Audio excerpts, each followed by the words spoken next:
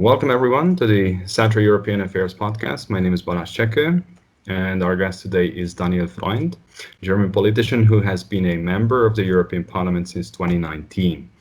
Member of the Green Party, both in Germany and the European Parliament. And Mr. Freund is also a member of the Committee on Constitutional Affairs in the European Parliament. And in this capacity, he has served as his parliamentary group's rapporteur on a 2020 scheme that linked member states' access to the budget of the European Union to respecting the rule of law. So, Mr. Freund, thank you very much for joining us. And you are actually following very closely the rule of law debate regarding Hungary and also Poland. And at the same time, you are one of the harshest critics of Viktor Orbán and his government. So my first question is actually related to this issue.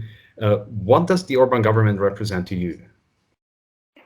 Well, thanks for having me, and great to talk about these issues. Before I became a member of the European Parliament in 2019, I was with Transparency International for many years, working on corruption across the European Union, and that's basically where I'm coming from, right? I've seen how over the last 10 years, Orbán has sort of transformed Hungary in a way into a kleptocratic state, right?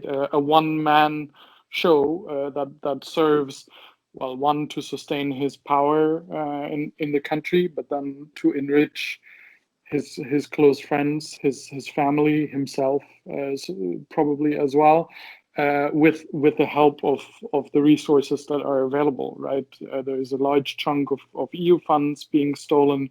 I think also Hungarian taxpayer money being stolen, and not just, you know, on a small scale, but we're talking probably €1 billion a year that's being robbed from Hungarian and European taxpayers, and I think that's an enormous issue that we need to solve. This year you have the parliamentary elections in Germany, and actually the Greens are doing pretty well according to the polls. So it wouldn't be surprising if there was a CDU Green coalition after the election in September. And according to a recent Balkan Insight article, the real political threat to Viktor Orbán comes from Germany's Green Party. What would you say about this? Well, I mean, how the next German government and the coalition looks like, that's obviously still something that's several months away, and that's for German voters to decide who they want to see in that government. But I think for us Greens, it's pretty clear that we, for many years, not just German Greens, but the Greens in general in Europe and in the European Parliament, have taken very clear positions in favor of a better protection of the rule of law, of democracy, of the right to a free press, and so on. And that would certainly be also something that if us Greens are part of the next German government, that we would fight for these things inside the German government as well. And you're right to say that in the past, the German government, and particularly the conservative part of the German government, Merkel has been chancellor for over 15 years, as we know, has in a way held a protective hand over Fidesz, over Orbán, and Fidesz is still a member of the European People's Party, both the party but also the political group in the European Parliament. And in that sense, Angela Merkel as chancellor, the different leaders of the CDU party have played an important role, of course, of so far keeping Orbán in their party family, his MEPs in important positions and offices inside the European Parliament, and I, in a way, would hope that irrespective of the elections and the composition of the next German government, that could change in the future, because I honestly don't think that a party with the values and with the track record that Orbán has and that Fidesz have belongs in the Conservative Party family. Well, there have been many intents to expel Fidesz from the European People's Party. Do you think there is any chance to do so? Because so far Fidesz has actually survived all the conflicts and all the troubles they have had, also with their political group. Well, I think nevertheless that there has been movement on this question, right? In the last few years, that we now have 14 member parties inside the EPP that very clearly demand an expulsion. Some say that basically they're just waiting for the next party congress to take place. There have been some delays because of Corona, but that as soon as the next party congress meets, that this might actually happen. I don't know whether that's whether we're quite there yet, but there is clearly a pivotal role for the German member parties, the CDU and the CSU. They have by far the largest number of delegates to the EPP Congress. So if there were a shift in the German position, then that would be a game changer on this question. You've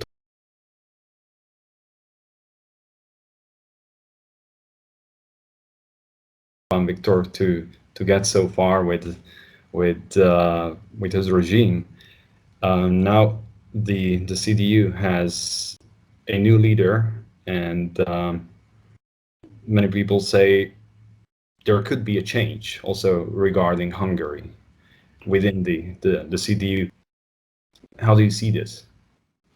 Generally, Armin Laschet is seen as the continuity candidate, right? So whereas the two other candidates that were in the race wanted to take a bit of a different direction for the CDU, Armin Laschet is very much seen as the candidate that wants to continue the legacy of Angela Merkel. So I wouldn't expect any radical deviations from the position so far immediately to occur. In the first interview where he was asked about the Hungary situation, he gave a bit of a vague answer that didn't really say anything. What I hope, what has changed the feelings also in the Conservative Party family is basically what happened late last year, where Orbán and the Polish government basically held all of Europe at ransom over the next 7-year budget and the Corona recovery fund in order to avoid the rule of law mechanism. And I think that might have changed something, that for the first time, this became really the central fight in the political discussion, and that I think by now every politically interested person in Europe has learned, thanks to that action by Orbán, what the situation in Hungary is like. So I think that might have changed something. I still don't expect this to radically alter the position within the CDU, but it's moving in that direction, and the question is basically when they pull the plug, right? And from a campaigning point of view, from a Green politician now, in a way, it's great if the CDU keeps this as an argument for the now starting election campaign in Germany, right? Because it's a very easy line of attack that they tolerate, undemocratic, illiberal parties within their party family, where they very clearly separate themselves from the Alternative for Deutschland in Germany.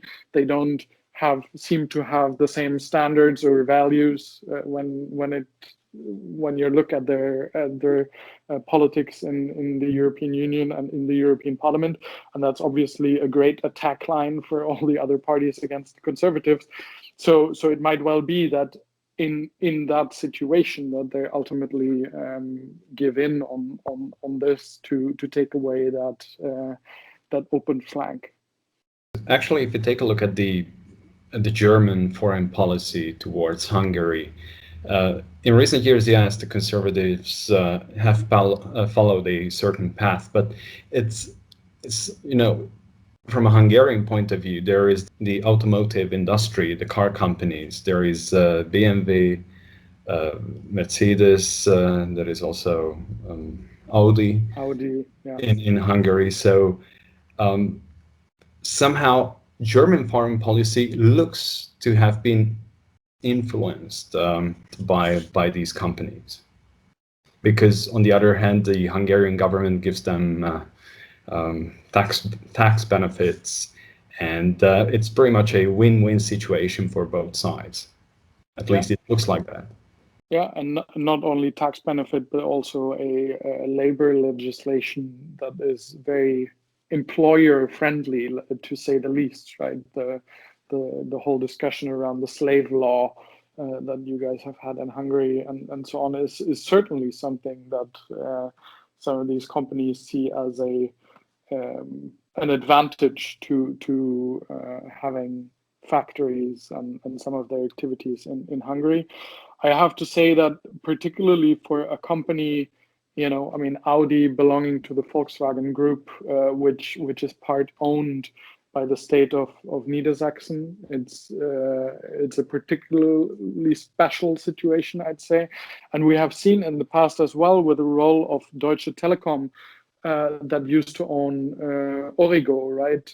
One at the time, I think, was the largest independent online newspaper, and then was sold to sort of a Fidesz ally of Orbán, and was turned into a government propaganda mouthpiece, and that a company that, again, where the German government actually holds a blocking minority would do something like that, again, shows the somewhat bizarre role of German politicians, in a way, playing through these partly publicly owned companies and an important role in Hungary that raises a lot of questions, I have to say.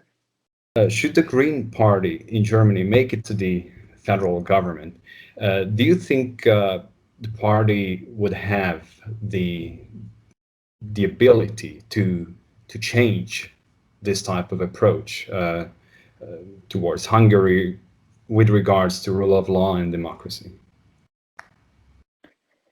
Well, I would certainly hope so, right? I mean, what we're fighting for is a leadership role for us Greens in German politics. In what exact constellation and in what government, again, remains to be seen. But what we're fighting for is to have the strongest role for us Greens possible, so that precisely we can influence specific policy decisions.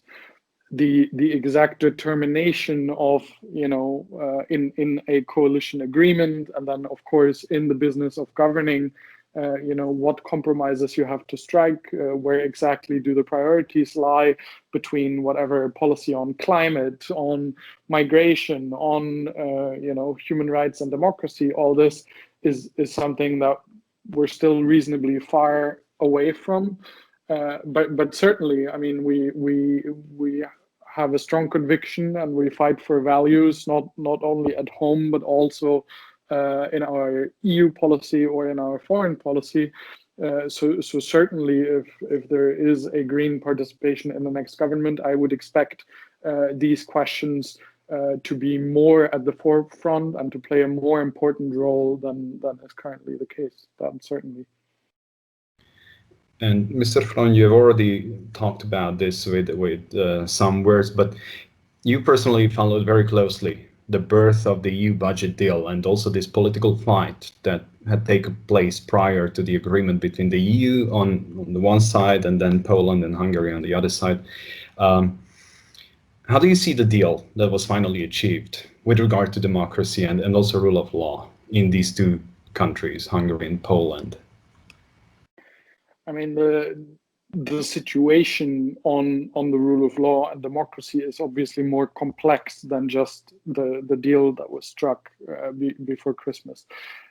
First, I'd like to say that, I mean, the veto that Hungary and Poland put forward collapsed in the moment that the European Commission started loudly thinking about doing the Corona Recovery Fund without those two countries, and to do an emergency budget that would cut their funds, agricultural funds, structural funds, by 75% if they wouldn't agree to the multi-annual financial framework, right? And I'm not quite convinced yet that the additions that were made by the German president, Orbán in particular, right, mechanism would only really start taking effect after the European Court of Justice has checked it against the treaties and so on, and that the Commission would sort of self-impose that it would only use the new budget lines for possible sanctions and not the previous MFF and stuff. So all these additional concessions that were made, I'm not sure they were necessary to strike that deal, because once it was said, we're going to proceed without you, and you're going to be the worst affected by the potential cuts in the budget, I think there was no way that that they would maintain their veto in that sense. I think what is important now is, of course, the political will of the European Commission, not only to use the new mechanism that has entered into force on the 1st of January, but to use all the tools that they have available to defend the rule of law and democracy in the European Union, right? Be it infringement procedures, be it to cut funding under the existing rules, to put pressure at every possible spot to ask for financial penalties when those governments don't respect ECJ rulings and so on. But I also see that already in the last few years, they haven't done everything they could have done, and they are not using all the tools that already are at their disposal. So that's actually where we have to go, right? It's for too long, we have sort of missed to defend the rule of law more adequately. For too long, particularly the conservative politicians have sort of tried the appeasement approach to continue the conversation when Orbán cannot be convinced by words to stop what he's doing. I think the only way possible to do that is to go after the funds, right? He is not going to compromise. He is not going to all of a sudden stop stealing the money. So the only language I think that's suitable here is the hard question of cash and to protect really the financial interests of the European Union and the European taxpayers. Actually, we've already seen financial penalties against the Austrian federal government back in the year 2000. There was the ÖVP-FPÖ coalition, so a mix of center-right and right-wing parties. And back then there were financial penalties introduced by the European Union on Austria, basically. So, but it was somehow counterproductive because the support of that government started to rise despite the financial penalties imposed by Brussels. Don't you think this could be repeated in Hungary or in the case of Poland? I mean, there's always risks, right? But I think I don't really see an alternative for us. I mean, there is no way that we can just let them continue to steal the money and not do anything, because then we're losing support for the European Union everywhere, not just in those countries. I think the support for the European Union in both countries is very, very strong.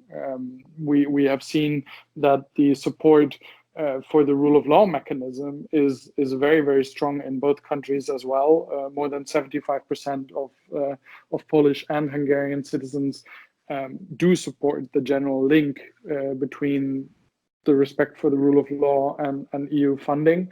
And I think that as long as you do it according to an independent assessment and objective criteria, and you communicate this well, then I think it's very much possible to navigate this in a good way. According to the critics, if such situation comes up, then there would be also the chance that, let's say, Orbán decides to leave the European Union. I mean, I don't think that these threats are really credible. I mean, the support for the European Union in Hungary among the population is very strong. Actually, his own polls have gone down over these months, where he was going head on against the union and putting in his veto and stuff. So I wouldn't be too afraid, and quite honestly, for me, again, it's not, obviously I want to keep Poland and Hungary inside the European Union, but if that means that I have to give up on democracy, on the rule of law, on European solidarity, I mean, that's not an option either, right? So the European Union is a community of values, of democracy, and that has to be respected, and we also have to work to make this respected if certain individuals or parties do not agree with that. Well, we still have some minutes, and very briefly I would like to talk with you about a different topic. That would be the European Union-US relations. Now that we have a new government, a new administration in Washington, D.C., what are your expectations for the Biden administration, and what are those policies that should be put in the foreground in the upcoming years? I mean, first of all, I think our relations with the U.S. government can only get better, right? The last 4 years were very frustrating, I think, for pretty much everyone, maybe with the exception for someone like Orbán. I very much cherish that we now have partners again in Washington that we can actually talk to, that are reasonable, and even if they don't agree with us on everything, at least we can have an adult conversation again, and that's very good. Even sort of at my level of an individual MEP, I can already see that relations that had never happened since I'm here in the parliament. Already now, there's movement in Congress. People are reaching out and want to have conversations on specific topics, and I'm sure that's the case for many of my colleagues again as well. So that's all very positive. When it comes to my topic area, fighting corruption, fighting autocrats, and so on. I mean, Donald Trump spent more time meeting with people like Kim Jong-un or Putin than with engaging with the European Union, and I would very much expect that to change. And from everything I can see so far, I would expect that with the Biden administration, we gain an ally again in the international fight against money laundering, against kleptocracies, and so on. And so I hope that very much we can work together on these things and jointly apply pressure, both in our dealings with the rest of the world, but even inside the European Union. Under the Obama administration, there was much more of an interest and also pressure being put, for example, on officials in the Orbán government when they were violating certain fundamental rights and so on. So I'm quite optimistic about the developments in the US. The Biden administration has talked about organizing something like a democracy summit, so where all the democracies worldwide could come together and establish certain goals. Okay, that's a brilliant final word. Thank you very much, Mr. Freund, for having joined us and for having shared your thoughts and also opinion on all these pretty interesting and also very important topics. And I wish you all the best wherever you are. Yeah, thank you very much.